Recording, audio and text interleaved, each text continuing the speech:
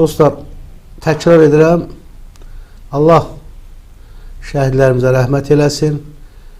Türkiyə dövlətinin, qardaş Türkiyə dövlətinin başı sağ olsun. Böyük itkidir və mövzu ilə bağlı ziddiyyətli fikirlər səsləndirilir. Düzdür ki, mən düşüncələrimi demək istəyirəm. Mən buradan bizdən birə itham edə bilmərəm ki, qəsd olubdur. Hər hansısa bir kənar qüvvənin təsiri nəticəsində bu şəxslər həlak olublar, təyyarə partlayıb, iki yerə bölünüb. Əvvəlcə elə təyyarə barədə məlumat verəcəm. Təyyarənin özü, yəni təyyarə köhnə 63-cü ilin təyyarəsi olubdur. Türkiyədən də bir şok açıqlama var, əziz dostlar. Və Türkiyə məxsus C-130 təyyarəsinin dünən Gürcüstanda qəzaya uğramasında xarici müdaxilə və sursat partlayışı versiyası da araşdırılacaq. Bu barədə Qlobal İnfaz xəbər verir ki, Türkiyənin hökumət yönlü Türkiyə qəzeti məlumat yayıb. Bu, xarici təsir və ya bortda olan sursatların partlaması nəticəsində ola bilər. Nəşr yazır. Qəzetin iddiasına görə radar qeydlərinə həmin dəqiqələrdə qəza yerinə bir H-125 tipli helikopter uçub. Bir daha xatırladıram ki, dostlar, ötən gün Türkiyə məxsus C-130 yük təyyarəsi Gürcüstanda qəzaya uğrayıb. Hadisə nəticəsində 20 nəfər həlak olub. Əsas versiya təyyarənin texniki səbəbdən qəzaya uğraması ilə bağlıdır. Və Türkiyəli generaldan açıqlama var. Türkiyənin hərbi təyyarəsi niyə qəzaya uğrayıb? C-130 hərbi yük təyyarələri asanlıqla qəzaya uğramaz. Doğrudur, bunlar köhnədir. Təxminən 60-70 yaşları var. Amma 4 motora sahibdir. Bir motor sıradan çıxsa belə, digərləri təyyarənin idarəsini saxlamağa qadirdir. Eyni zamanda quş sürüsü ilə toqquşma olsa belə, istənilən yerə asanlıqla gedə, yaxın bir əraziyə eniş edə bilərlər. Bunu təqaüddə olan general Hüseyn Fazla deyib. O, müxtəlif versiyaların olduğunu bildirir. Deyir ki, terror ehtimalını göz ardı etmək olmaz. Lakin bölgədə bunun baş verməsi üçün hər hansı gərginlik yoxdur.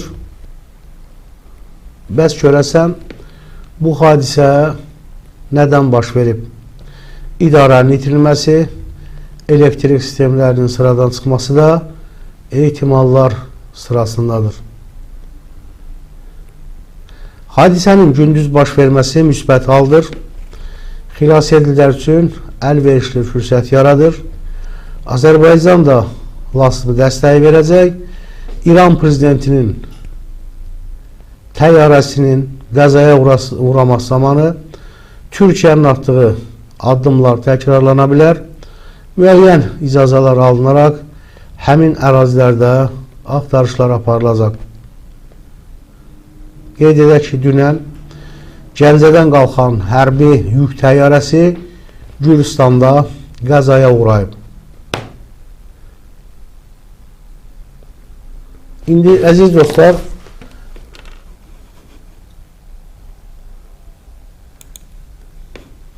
Bu barədə görək təyyarə qəzası ilə bağlı Azərbaycan hərbçiləri nə deyir dostlar?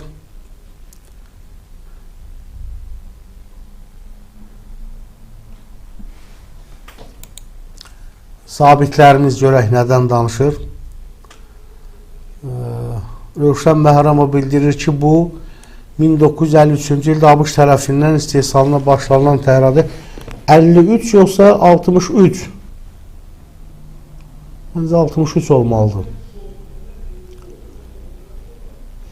Hərbi yük təyyarəsidir və istehsalı 1955-ci ildə başa çatıb. NATO ölkələrindən başqa Argentina, Angola və digər dövlətlərdə istifadə olunur. Təyyarənin təzə modellərinin C-30, 130H və C-130C qiyməti 30-60 milyon dollara qədər dəyişir.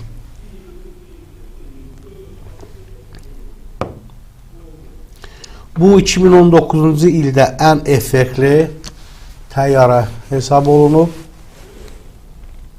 Hərbçilərin daşınmasında da istifadə olunub. Effektli olduğu üçün indiyə qədər qəzaya uğradığına rast gəlinməyib. Yox, olub axı. Təyyarənin Gəncəyə nə daşıdığı haqqında məlumat yoxdur. Türkiyə istifadəsində olan C-130'lar tez-tez Azərbaycan uçuşlar edib. Sonradan məlum olub ki, təyyarədəki heyət noyabrın 8-də Bakıda keçirilən hərbi paradda iştirak edən Türkiyənin F-16 təyyarələrinə texniki xidmət göstərən şəxslər olub. Türkiyə noyabrda Böyük Britaniyadan 12 ədəd C-130 alıb, ancaq özünün də arsenalında bu tip təyyarələr mövcud olub. Ümumi sayı açıqlanmır. Rövşən Məhərrəmov deyib.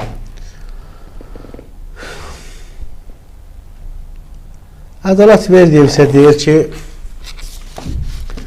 əlimizdə təyyarənin yerə çırpılmazdır. Yerə enməsi ilə bağlı yalnız bir görüntü var. Təyyarənin hər iki tərəfdən mühərrikində və qanadlarında olan yanacağın alışmasını görürük. Bütün versiyaları araşdırmaq lazımdır. Bundan sonra dəqiq səbəblər məlum olacaq. Təbii ki, Rusiyanın son zamanlar həm Malaziya, həm Azərbaycan təyyarəsinə qarşı törətdikləri nəzərə alsaq, o zaman qəzada Rusiya versiyasını qətiyyətlə istisna edə bilmərik.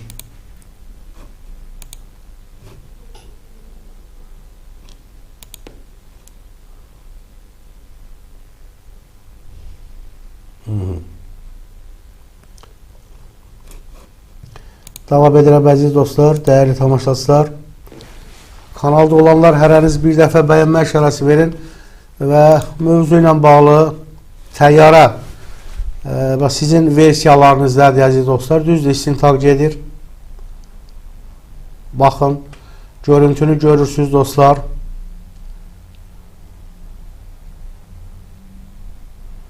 Yanacaq alışması görürsünüz. Yuxarıdan yana gəlir.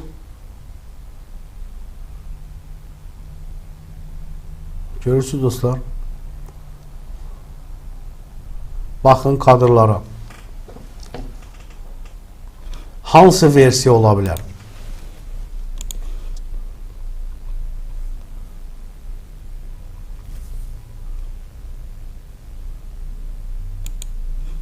Baxın.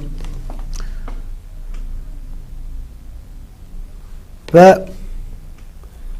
qəzadan dərhal sonra Prezident İlham Əliyev Türkiyə Prezidenti Rəcəb Tayyip Ərdoğana başsağlığı verdi. Ardınca telefon əlaqəsi saxladı.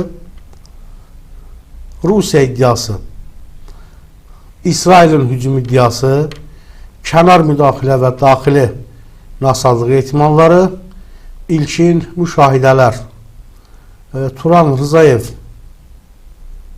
bir açıklama verib dostlar.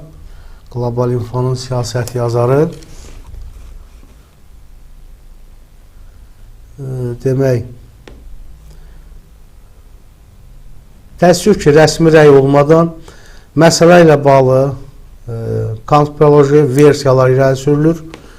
Xüsusilə bu hadisədə Rusiya və İsrailin mümkün rolu daha çox qabardılır.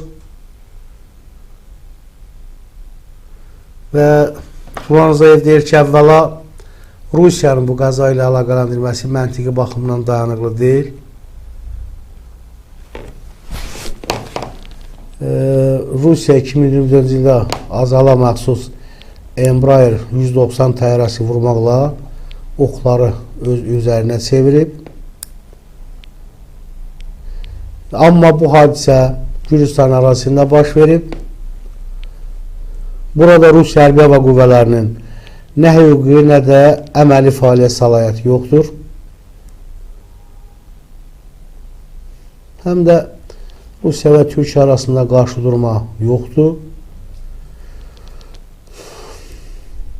Bəzi iddialar bu qəzanın 8 noyabrda Bakıda keçirilən Zəfər paradında nümayiş olunan Türkiyə, Azərbaycan, Pakistan birliyinə cavab kimi təşkil edildiyi yönündədir. Və hörmətli tamaşaçılar, siz necə düşünürsünüz? Yəni Türkiyə, Azərbaycan, Pakistan birliyinə cavab kimi hər hansı bir kənar müdaxilə müşahidə edirsinizmi baş verən hadisədə?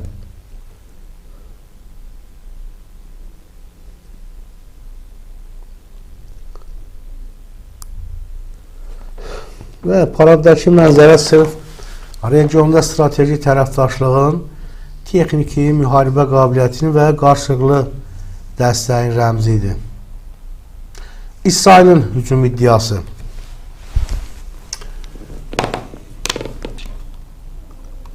Demək, Turan Rızayev deyir ki, bu versiyada reallığa ulaşmır. İsrailin Türkiyə və Azərbaycanla münasibətlərini zədələmək üçün belə addım atması siyasi baxımdan məntiqsiz olardı. Bəs kənar müdaxilə və daxili naxsallığı ehtimalları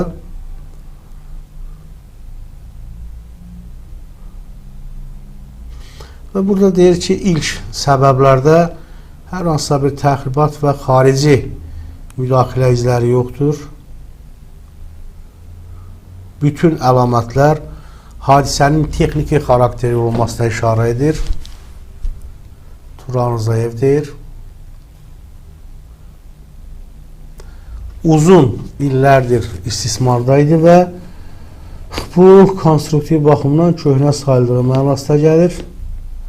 1950-ci ildən istehsal olunur bu təyyarələr və hələ də dünya ordularında xidmət edir. Həmin təyyara, yəni dünən qəzaya uğrayan təyyara sonuncu dəfə 2020-ci ildə əsaslı texniki bağışdan keçirilib. 5 il əvvəl. Amma hərbi aviasiyada 5 il böyük müddətdir. Xüsusilə də aktiv istifadə olunan və ağır şəraitdə uçuşlar həyata keçirilən nəqliyyat təyyarələri üçün. 20 ton yük götürüb, əziz dostlar bu.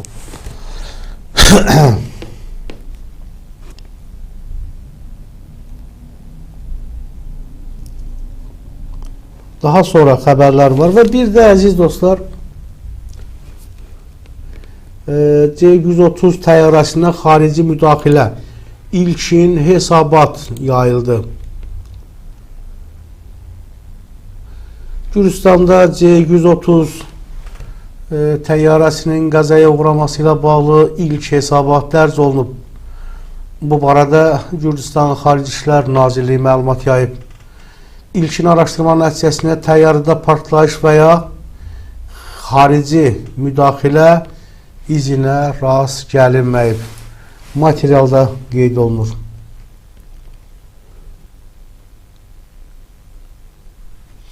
Bir daha xatırladaq dostlar. 20 hərbçinin olduğu təyyarə Azərbaycandan Türkiyə uçmaq üçün havaya qalxdıqdan sonra Gürcüstanda qəzaya uğrayıb. Hadisə ilə bağlı ətraflı texniki araşdırma davam edir.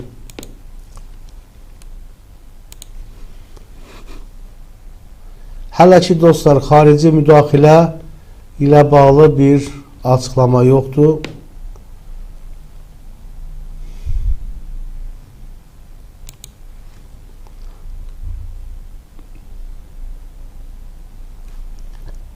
Və bu təyyarə dostlar 2020-də texniki baxışa gedibdir. Yəni 20 ton yük daşıyan hərbi təyyarə, daim istifadə olunan belə təyyarələrin 5 il bundan əvvəl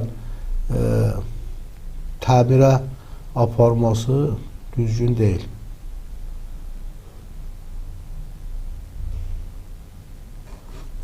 Daha sonra görək dostlar, təyyarə ilə bağlı hansı versiyalar var.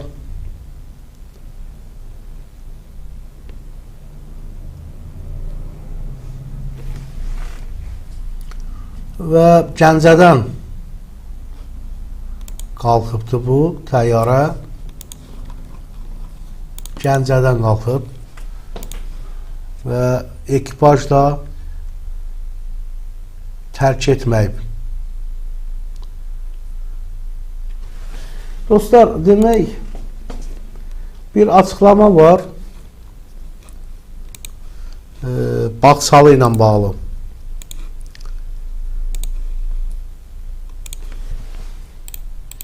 Çox xahiş edirəm əziz dostlar, siz də yazın, bəyənin, paylaşın, rəylərinizi mən səsləndirəcəm.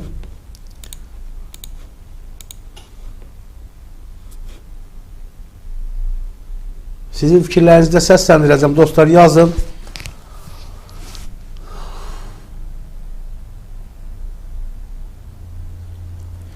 Qafqaz qasaqları yazır ki, qarşıdan 20 noyabr gəlir. Bu qədər təsadüf ola bilməz. Siz Çaykənd üzərində vurulan təyyarəni deyirsiniz. Dostlar, bu yaxınlarda elə həmin ərazidə oldum mən, Çaykənd, Xocavənd istiqamətində.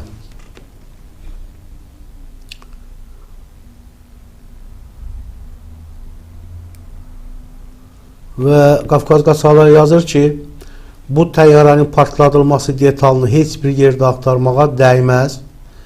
ABŞ, İngiltərə, İsrail, Rusiya dördlüsündə gizlidir.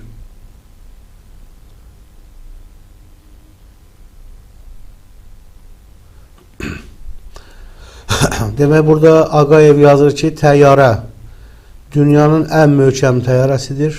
O, hətta torpağa belə inə bilir. Təyyarədə nə baş veribsə, pilotlar sos siqnalı verməyə macal tapmayıb.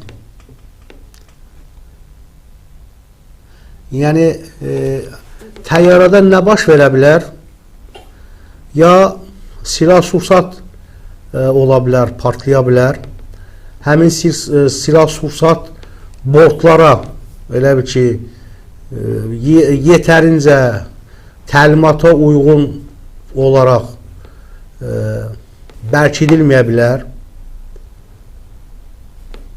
Çox versiya səsləndirmək olur. Mən belə düşünürəm.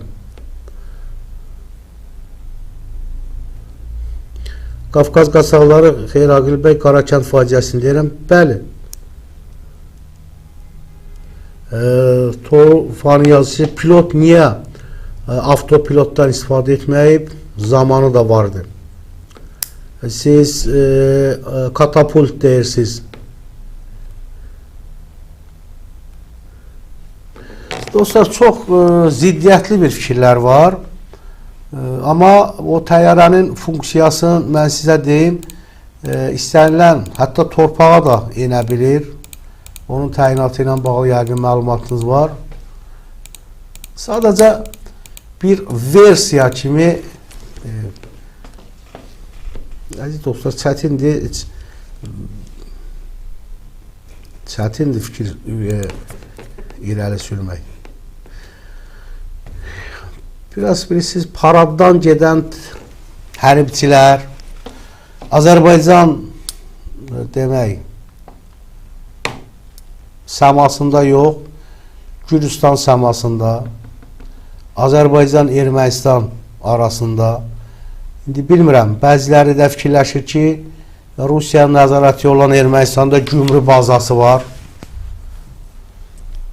Yəni, bugün bilirsiniz ki, elə bir silahlar var ki, təyyarəyə raket atmadan, yəni təyyarəni elektrik sistemini sıradan çıxartmaq olur.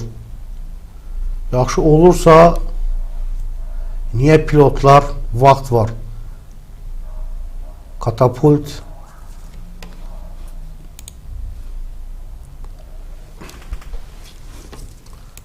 maraqlıdır əziz dostlar. İndi bəzi şübhələr var, amma həmin şübhələri deməyə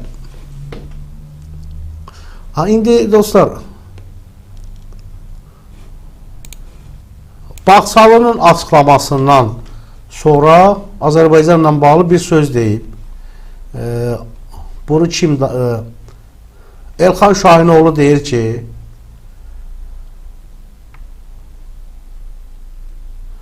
Türkiyənin Milliyetçi Hərəkat Partiyasının sədri Dövlət Bağçalı Partiyasının parlamentdəki qrup toplantısında çıxış edərkən,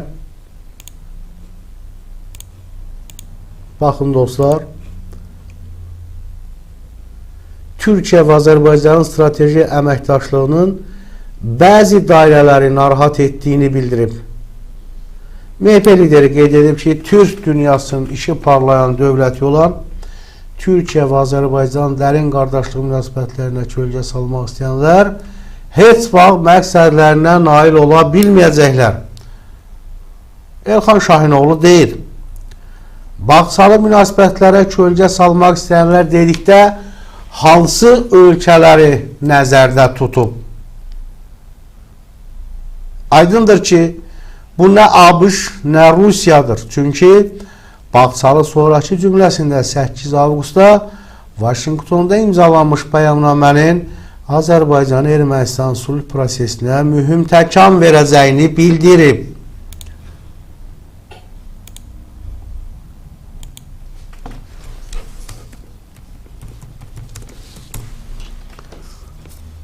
Devam edirəm dostlar. Rusiya gəldiksə, Bağçalı bir müddət əvvəl Türkiyənin Rusiya və Çinlə üçlü ittifaq qurmasını təklif etmişdi. Yerdə qalır İran və bir qrup Avropa dövlətlərindən şübhələnmək.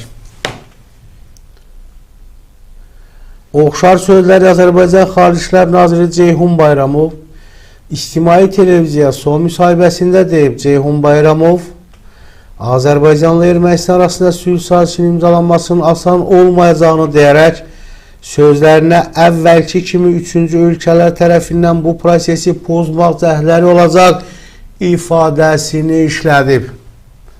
Liderlər pozucu dövlətlərin adlarını çəkmədiklərinə görə bu iş siyasi ekspertlərə qalır.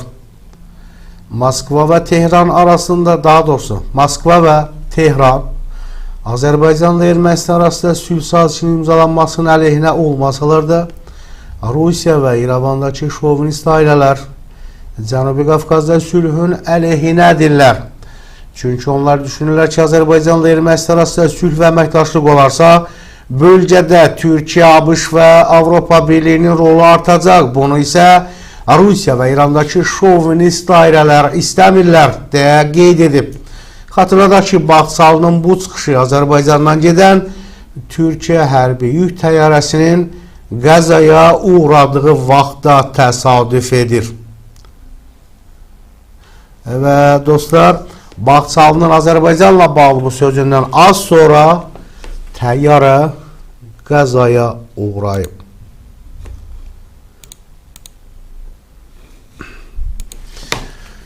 Əziz dostlar, değerli tamaşaçılar, kanalda olanlar hər hansı bir dəfə bəyənmək işarəsi verin və fikirlərinizi yazın.